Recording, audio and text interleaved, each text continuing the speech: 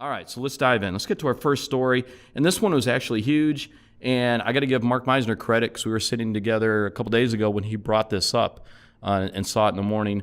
SunTrust and BB&T are merging, which I think for most people in Europe, they have no clue really what we're talking about. Let's be honest, SunTrust and BB&T, two super regional banks in the U.S. down in the southeast.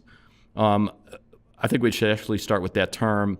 Mark, how would you describe what a super regional is?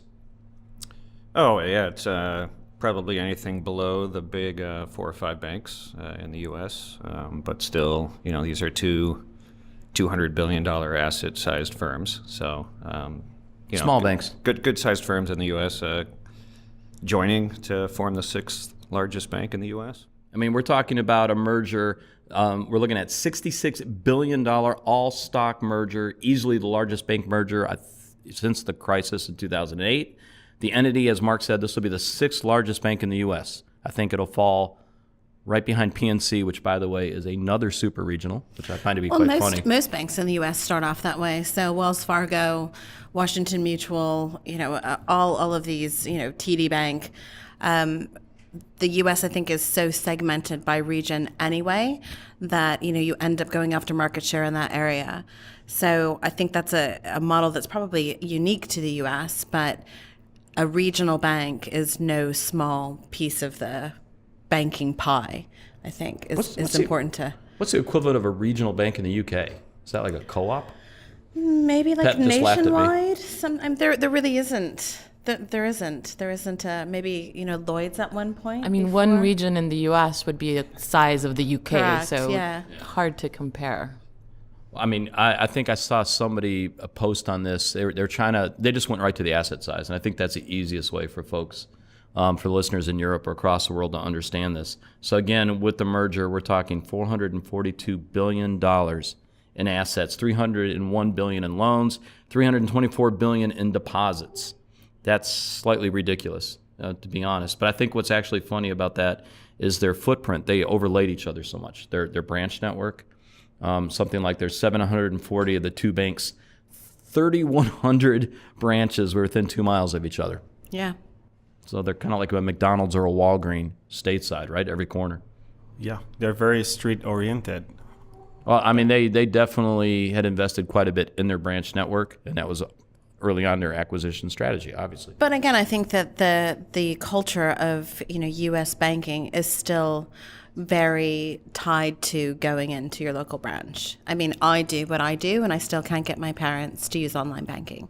They like to go to their branch. They know everyone at their branch, and they enjoy. It gives them something to do on a Thursday afternoon to go in and do their banking. So the branch network, I think, is really important when you're looking at regional banking offering. I think this is actually going to be one of the largest impacts of the merger. I think when we first saw this story, Mark, you were like, okay, it's easy to see where there's going to be some cost cutting that comes into here. It's got to be on the bank closure side. Yeah, I mean, that's probably the big driver for this. You're going to see, I don't know, easily $1 billion or $2 billion in savings for the combined firm. You're probably going to see hundreds of branch closures. I know there was a lot of talk that this was driven by tech and innovation, but there's probably just some good business fundamentals that drove this merger. Yeah, I saw several articles that was like, tech is driving this. And yeah, I'm like Joaquin, I laugh too. I'm like, yeah, I don't think so. This one makes sense. They have very similar cultures. They have very similar doing in the market. It's gonna be interesting to see if this merge actually spawns the spark of that innovation and digital approach that all the banks are trying to take in the U.S. So let's see. So BB&T is Raleigh-based. That's North Carolina. For those in the rest of the world, SunTrust would be in Atlanta, which is a massive financial center in the U.S. But the news is they're going to open up a new corporate headquarters in Charlotte, North Carolina.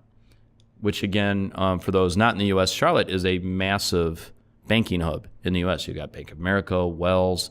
There's TIAA Craft, Ally Bank are all based there. And so building a new corporate there is going to be interesting. I think they also said they're going to open up an innovation center or lab in Charlotte, if I'm not mistaken. So if I'm a banker in Charlotte, I'm kind of happy. I think I have a job opportunity. Yeah, but if you're a banker in Atlanta, you're probably a little upset. This is a big loss for Atlanta, especially on the heels of the FDR deal with Fiserv.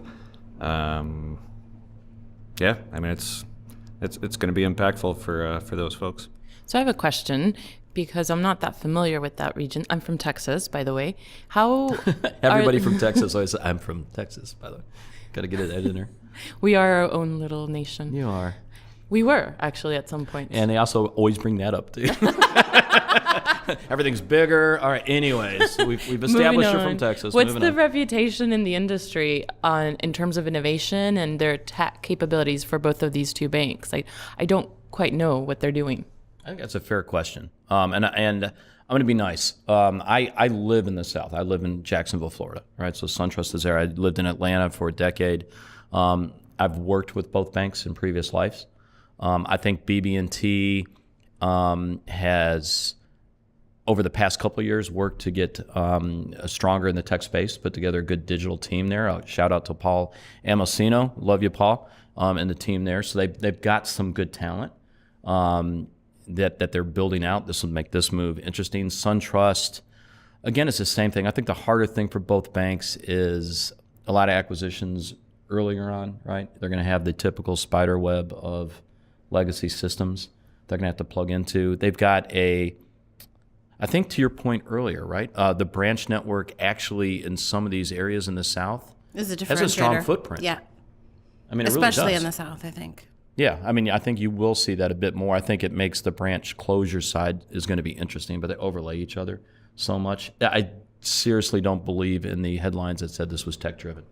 Well, whatsoever. so what's interesting about that, you brought up the previous acquisitions. So SunTrust were one of the few regional banks like Wells Fargo in the late 90s and Washington Mutual that went on basically a buying frenzy.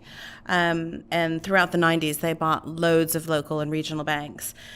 And then, nearing the crisis, we started to see these big mergers, which caused them to, become huge. And then Wells acquired Wachovia, which in itself was acquiring all of these other banks.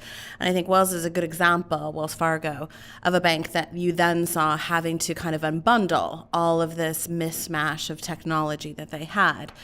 And say what you want about Wells Fargo, they do dominate the West Coast, probably seconded by maybe Citi, if you're looking at a top tier 1 global bank.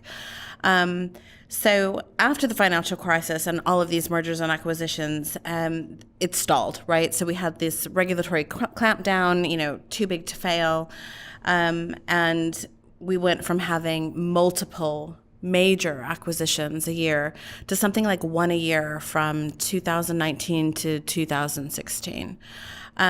So I think that technology, that look toward, is this going to be an innovation play? I think first they're going to have a lot of remediatory work to do to understand how they plug in all of these different federated banks that they've acquired along the way to present one offering to a customer that's going to be compelling enough to rival some of the bigger banks. And being number 6 in the country, that's going to be a tall order. Yeah, I think they're going to spend a ton of time going through cost-cutting exercises, honestly. And on the books, it's going to look great.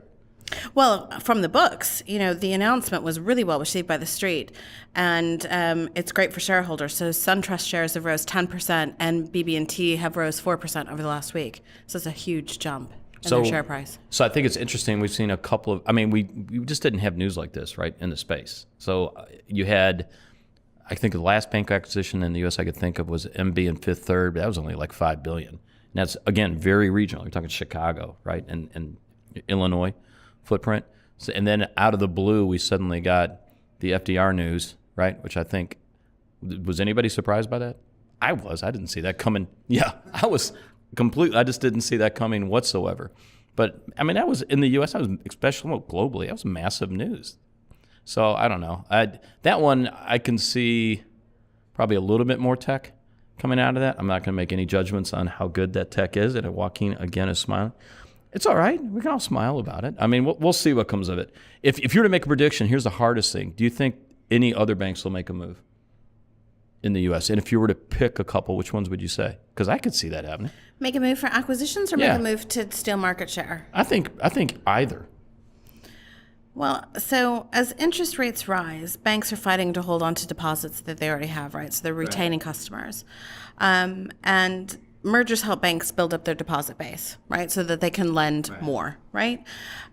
So it gives them clout in the marketplace, which then affords them more control over the rates that they can charge, the rates that they pay out. So this ends up being a catch-22 for customers, I think, in this situation. If you have large tier one global banks that are looking to potentially steal market share during the disruptive period of this, are they going to be greedy? Are they going to be offering competitive rates? I think that's going to play a big role. But from a tech side, regional banks don't typically necessarily have the balance sheet or the budget to afford all the bells and whistles of, biometric ID and all of these, fancy things that you get with an account at Chase potentially, right? So that could be a differentiator, and they could leverage that network and those processes. If I'm not mistaken, Fifth Third set aside like $100 million to focus on fintech alone. Well, the thing is that through these stages that we see of recession, interest rates going up and then going down, the lending trends go different, like opposite to that. Yeah. And what you see is deposit capture trends, and then you see lending capture trends. And you can see how the fintechs follow that trend. So all the digital neobanks appeared when the deposit capture was kind of like the thing to do. And then the lending fintechs appeared when they were built throughout the recession. And then when the recession came over, they took over on that wave. So what I think we're going to see is actually a very big digital move from banks, because branches take a long time to move forward. But the digital side actually is faster. So you can see trends like Marcos. You can see trends like Simple that are trying to push really hard the deposit capture. So I have a question on that, actually. So in the article, it said that banks could lose customers to other financial services firms, including online banks. But generally, these institutions are not regulated as heavy as traditional banks, meaning that customers' money could be at greater risk if the company they deposit with goes belly up. How are the regulations different for a digital challenger versus a traditional bank? Does anybody know? Well, at the end of the day, I mean, so we're about to talk more. We're about to chime in our next story, right? But the reality is they still sit on a bank, right? They're sitting on a charter. They would be regulated the same, so right? Let's do that. If they're FDIC insured. So let's take your question and spin that into that story. So, I mean, the next story is about chime, right?